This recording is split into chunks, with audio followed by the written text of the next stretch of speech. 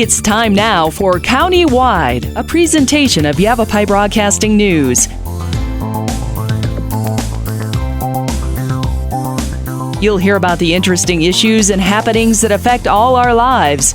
Here's today's County-Wide. Well, good day and welcome to the program. It is County-Wide. I'm Brad Miller, and I'm very happy to welcome a pair of guests visiting our studios from the Prescott area today. Sonja Soto. Boy, you've got a credential here I can't make sense of, but there's a BSN and an RN.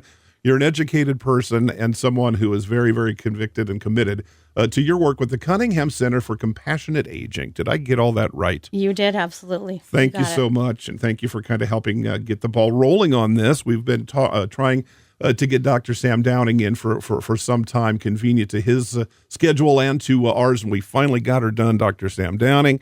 Yavapai Regional Medical Center, Dignity. Yep. Yavapai Regional. Is all of that correct? That is, Brad, and thanks for having us today. We appreciate that. So far, we've got it right. I appreciate you especially visiting in person in the studio, visiting us from the Prescott area. It's a long drive for a short show, but it really adds a nice dimension when we can sit and look at each other and have a conversation. And our talk today is going to be very serious. We've done this before. We've talked about Alzheimer's care. Dr. Corey Kruger has been here any number of times, kind of from the Verde Valley area. And this is an issue because we've got a lot of elderly folks in our community, a big retirement community across Arizona, but certainly in Yavapai County in our area. And Alzheimer's is not just an illness that can affect old people, as we most commonly associate it with. There are caregivers, there are family members all the way down the line. And we're going to get into that a little bit today. Let's kind of start, Sonja, if I can. The Cunningham Center, there's kind of a new, is pilot program the right word for what you're doing? You're kind of undertaking a whole new direction or piece of Alzheimer's care. Tell me. Sure, and yes, the guide model program is what we're just starting at the Cunningham Center for Compassionate Aging. We're the only participant clinic in northern Arizona that will provide this program for our patients and caregivers. There are almost 390 or so clinics across the United States offering the same guide model program. So it stands for Guiding an Improved Dementia Experience. And it is, as you said, a pilot that is 8 years in total, and our clinic will participate in 7 of those years. Okay. And how will this be different than maybe, I don't even know what the phrase is, traditional Alzheimer's care? Sure. So this program is offered through the Innovation Center in the Centers for Medicaid and Medicare Services. Okay. So they are, in essence, studying a new, more comprehensive approach to managing dementia with a special focus on caregivers as well. So Medicare is forward-thinking enough to have seen the impact on a caregiver's health when they're taking care of someone with dementia. Yeah. And so they've built in a number of care delivery services that are specifically focused on improving that caregiver's ability to take care of their own health by providing respite services, for example, caregiver education and training, support groups, things like that. When we talk about Alzheimer's care, we're almost talking about two completely separate but equal elements, the Alzheimer's patient and the caregiver, aren't we? We are. Two of you are both nodding. You've seen this from the inside out. And it's something I've learned in previous discussions on this subject that I'll be honest, I don't know that I gave a lot of thought to before, not being there myself. Sure. But isn't that true that the caregiver has as much at stake health-wise as the person they're caring for? It really is true. I've experienced this in my own personal family. Yeah. We supported my auntie, Carol, through Alzheimer's journey way before there was a guide model. Yeah. And so it can be a very lonely journey where you really are at your own devices to find supports and resources and benefits that might be able to help you in your community.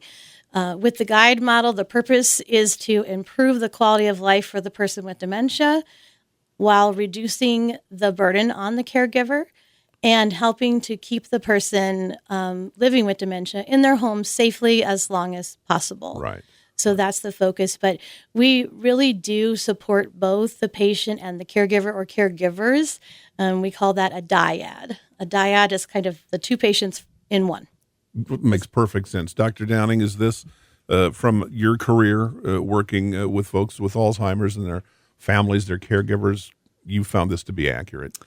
Those situations can break down so quickly if something happens to the caregiver. Yeah.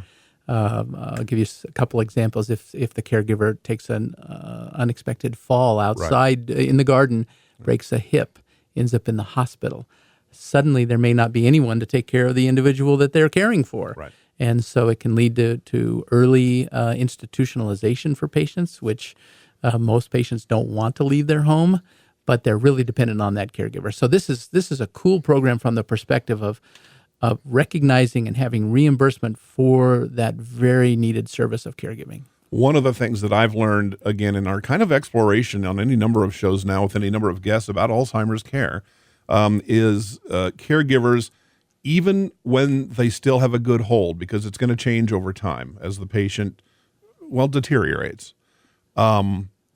Guilt on the caregiver's part. You cannot shake it. You cannot escape it. It's probably little deserved and perhaps completely undeserved. But is that accurate to say that there is so much kind of guilt? I should be able to take this on because it's my dear old mother. And at some point, it's not going to be true anymore. It's just not feasible for one person to Right. provide care, 24/7 care for another person, particularly as their dementia progresses.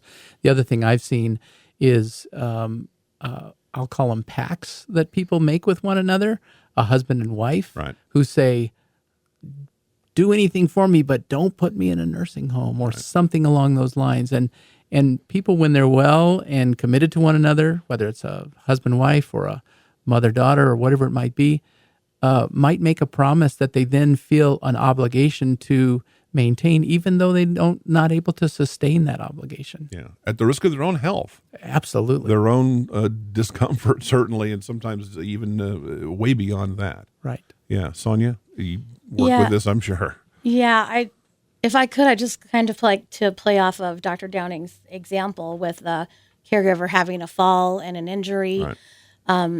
and there not being anyone readily available to take care of that person living with dementia, that loved one. The respite benefit that is included as part of the guide model, this would be for patients who have moderate or severe Alzheimer's, where there is some ongoing burden to the caregiver. One of the types of respite that it offers is short-term facility-based respite. So for us as a participant, we have a contract with a local assisted living facility that offers memory care, where that person living with dementia could safely go and receive appropriate care for the dementia while that caregiver maybe needs to go into the hospital overnight or for a few nights or even over to skilled nursing for a few days. Okay. So it's wonderful to have that as a safety net. And Medicare has never covered any type of respite, but that is just one of the three types. The other two are adult day programs and in-home respite. Okay. And that's really kind of the big change or kind of new element that's pieced into this, the Medicare, what your pilot program, your guide program is really about. So this is going to be news for probably a lot of our listeners. For sure. A lot of people don't know yet about the guide model program. So it's in place now, or it is actually just in place in several clinics across the United States. Okay. We are what's referred to as a new program track, and so we'll actually be seeing patients starting this afternoon at the Cunningham Center for the Guide Model. Okay. And we're recording this on July 1st, so this is as timely as it can be. Hot off the press. Yes. Right. Before we wrap up the program, as we go to our first break, I do want everybody to know we will give phone numbers and pertinent information so you can reach out to our guests before we wrap up the program. Okay, so we'll do that. First, we do need to take a short break, and we'll be back. Dr. Sam Downing, Sonja Soto, and we're talking about really a new program, a guide model Dementia Navigator. It's great phrasing. It describes exactly what it is. We'll return to Countywide right after this.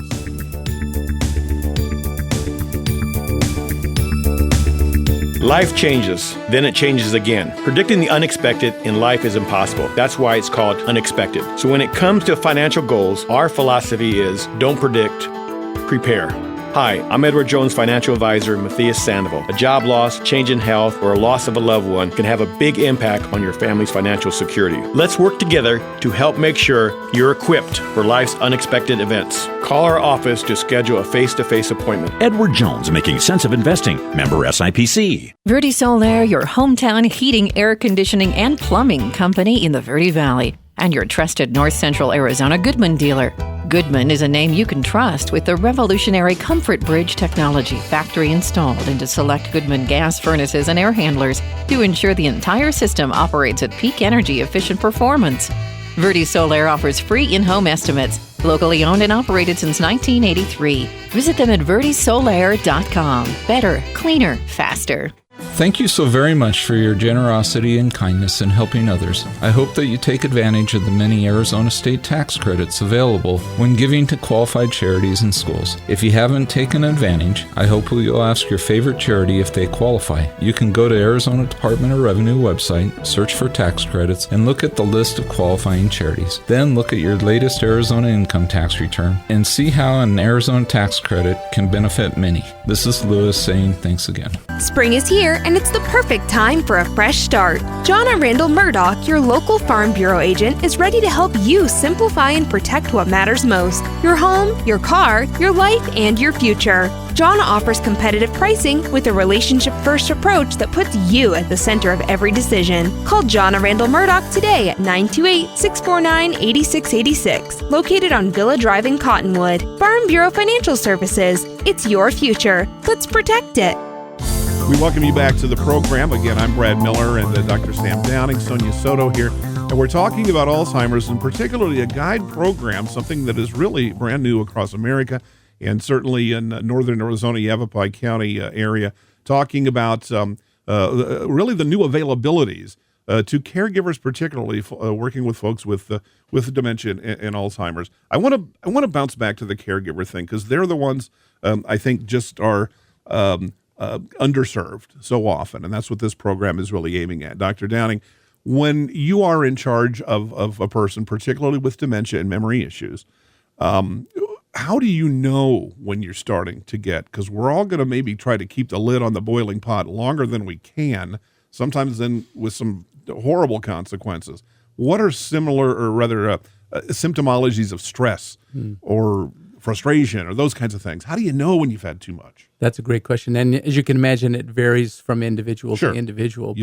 But there are some signs. And this is one of the nice things about the program that Sonja will be managing is she will be focusing on the caregiver. She will be asking them based on a studied inventory on how their stress levels are. So the things that I would look for would be nutritional factors. Are they maintaining their weight? Are they losing weight? You bet. I would ask them about, this is for caregivers specifically, I would ask them about sleep. How are you sleeping? Are you exhausted during the day?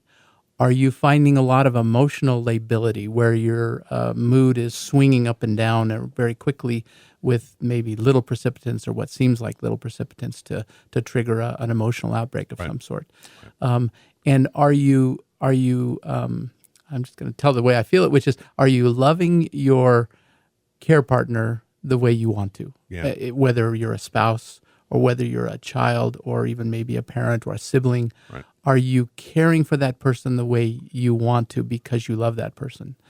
Because a lot of times when a spouse especially becomes a caregiver, they don't have time to be a spouse, or they're not given the opportunity to enjoy what brought them to that relationship in the beginning. Right. And that's so hard. Yeah. And again, that issue of guilt, and I know you've both seen it in your professions, but people feel that you can't avoid that, it seems to me. It's just, we are human beings. Yeah. And someone that is dear to us, there's the witnessing that, and then also trying to help them kind of through it.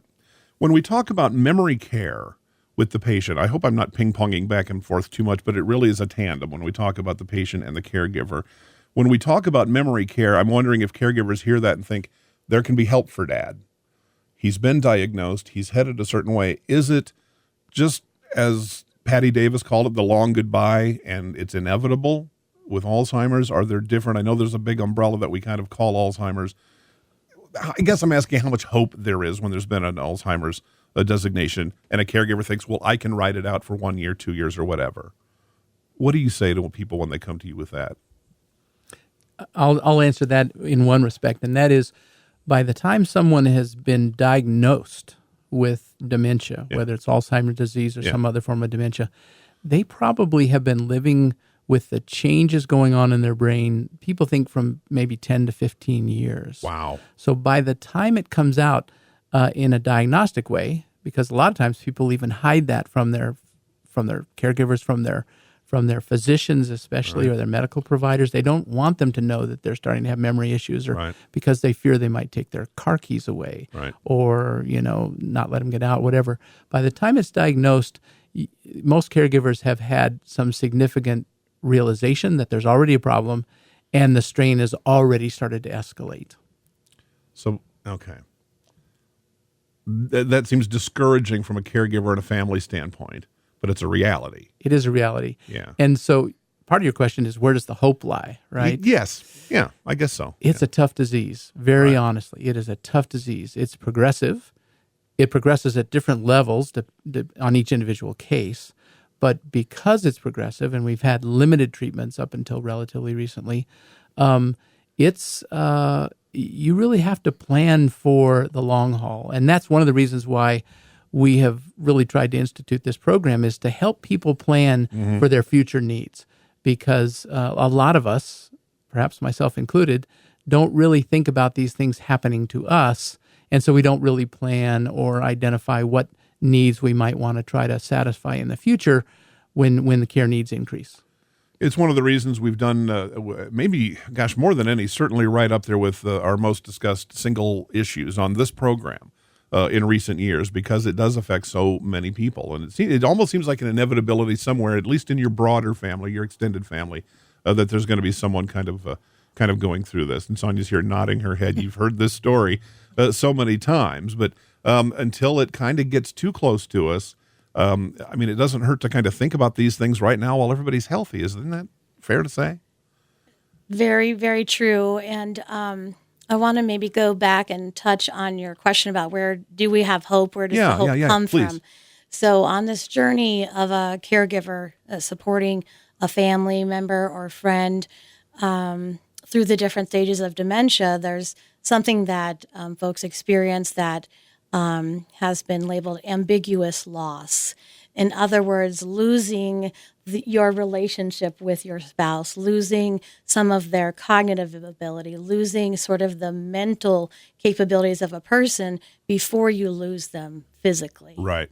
And so that sort of anticipatory grieving type of process, that definitely is a part of supporting someone through a dementia journey. And so as part of the Guide Model program, we certainly have caregiver education and training. And one of the programs that we'll be offering in partnership with Duet, a community-based organization, is a course that's called Finding Meaning and Hope. And excellent. Yes. So it's 10 sessions that I'll be facilitating, where caregivers come together and really talk about how it's changed their relationship with that loved one, and how they're coping with that, and how to find the joyous moments in that journey. That's incredible. That's extraordinary. A little bit of sunshine. Yes. Shed onto the shadows. All right. We need to take our final break. This is going to be a 2-part program, so we'll have an entire segment. And when we do that, on our next show, I want to talk with something Dr. Downing said before we opened the mics, and that was about the early diagnosis and how the kind of constructs of that have changed a little bit. I think that's a real important and an interesting point I've not yet heard. So we'll do that. First, we're going to take a short break. We'll come back, wrap up this segment, and we'll get that important information with website, phone number, how you can reach out to our guests and find out more about some of the things you've heard on today's Countywide. Life changes, then it changes again. Predicting the unexpected in life is impossible. That's why it's called Unexpected. So when it comes to financial goals, our philosophy is don't predict, prepare. Hi, I'm Edward Jones Financial Advisor Matthias Sandoval. A job loss, change in health, or a loss of a loved one can have a big impact on your family's financial security. Let's work together to help make sure you're equipped for life's unexpected events. Call our office to schedule a face-to-face appointment. Edward Jones, making sense of investing. Member SIPC. Verde Solaire, your hometown heating, air conditioning, and plumbing company in the Verde Valley, and your trusted North Central Arizona Goodman dealer. Goodman is a name you can trust with the revolutionary Comfort Bridge technology factory installed into select Goodman gas furnaces and air handlers to ensure the entire system operates at peak energy efficient performance. Verde Solaire offers free in-home estimates, locally owned and operated since 1983. Visit them at verdesolaire.com. Better, cleaner, faster. Thank you so very much for your generosity and kindness in helping others. I hope that you take advantage of the many Arizona state tax credits available when giving to qualified charities and schools. If you haven't taken advantage, I hope you'll ask your favorite charity if they qualify. You can go to Arizona Department of Revenue website, search for tax credits, and look at the list of qualifying charities. Then look at your latest Arizona income tax return and see how an Arizona tax credit can benefit many. This is Lewis saying thanks again. Spring is here, and it's the perfect time for a fresh start. Jonna Randall Murdoch, your local Farm Bureau agent, is ready to help you simplify and protect what matters most: your home, your car, your life, and your future. Jonna offers competitive pricing with a relationship-first approach that puts you at the center of every decision. Call Jonna Randall Murdoch today at 928-649-8686, located on Villa Drive in Cottonwood. Farm Bureau Financial Services. It's your future. Let's protect it.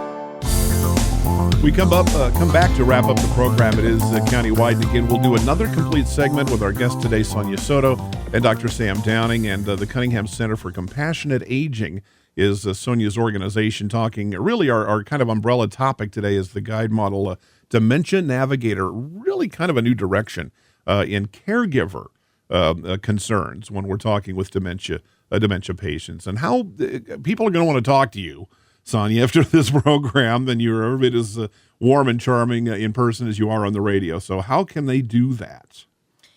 You know, really the best way to reach me is through our clinic itself. Sure. So the Cunningham Center telephone number is 928, bear with me, I don't want to give you the wrong number, 775-5567. Okay. And they can ask for me by name if they don't remember my name. If they just ask for information on the guide model, they'll be sure to connect them to me. Okay. All right. Sounds great. Guys, thank you so much again for what you do out there in the world, for being our guests here on the first of two segments, talking about dementia care and the caregivers, the people that support them. I'm Brad Miller. It's Countywide. We'll be back. We'll see you next time and be back again for more conversation with today's guests.